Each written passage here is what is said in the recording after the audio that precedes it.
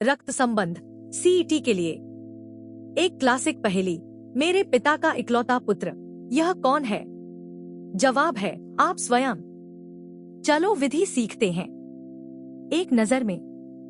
पहले मूल विधि, फिर संबंध सूचक शब्द, फिर पहेली कैसे हल करें और अंत में फोटो या इशारा वाले प्रश्न। पहला, मूल विधि। पीढ़ी के अनुसार ऊपर से नीचे परिवार वृक्ष बनाओ। पुरुष के लिए जमा और स्त्री के लिए घटा चिन्ह लगाओ और पति पत्नी को बराबर रेखा से जोड़ो। दूसरा, संबंध सूचक शब्द। पैतृक पक्ष में दादा दादी, चाचा और बुआ आते हैं।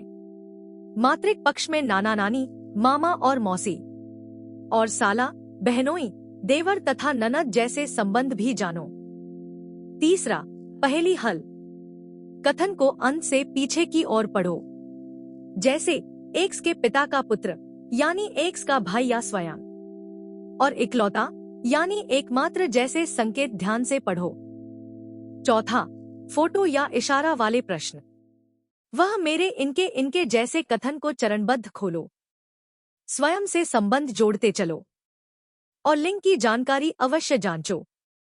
ट्रिक याद करो, वृक्ष बनाओ, अंत से पीछे पढ़ो। परिवार वृक्ष पीढ़ी के अनुसार, पुरुष जमा, स्त्री घटा। पहेली को अंत से खोलो। पिता का इकलौता पुत्र यानी स्वयं। परीक्षा की दृष्टि से, परिवार वृक्ष बनाओ, पीढ़ी के अनुसार, पुरुष जमा, स्त्री घटा, पति पत्नी बराबर। पहेली को अंत से पीछे पढ़ो। पैतृक पक्ष दादा चाचा बुआ और मातृक पक्ष नाना मामा मौसी अलग रखो। मेरे पिता का इकलौता पुत्र यानी स्वयं।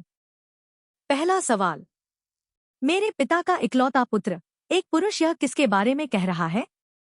विकल्प, अपने भाई की, स्वयं की, अपने पिता की या अपने पुत्र की। सही जवाब है स्वयं की। इकलौता पुत्र यानी कोई भाई नहीं, इसलिए वह स्वयं है। दूसरा सवाल, ए बी का भाई है, सी ए की माता है, तो सी का बी से क्या संबंध है? विकल्प, बहन, माता, मौसी या चाची। सही जवाब है माता। ए और बी भाई हैं और ए की माता सी है, इसलिए सी बी की भी माता है। तीसरा सवाल, एक महिला की ओर इशारा करके राम बोला, यह मेरी माता की पुत्री है। वह महिला राम की कौन है? विकल्प, माता, बहन, बुआ या पुत्री। सही जवाब है बहन। माता की पुत्री यानी राम की बहन। वृक्ष बनाओ, पीछे से पढ़ो। संबंध साफ। वीडियो पसंद आई? लाइक, शेयर और सब्सक्राइब जरूर करो। समझो, सीखो, याद करो।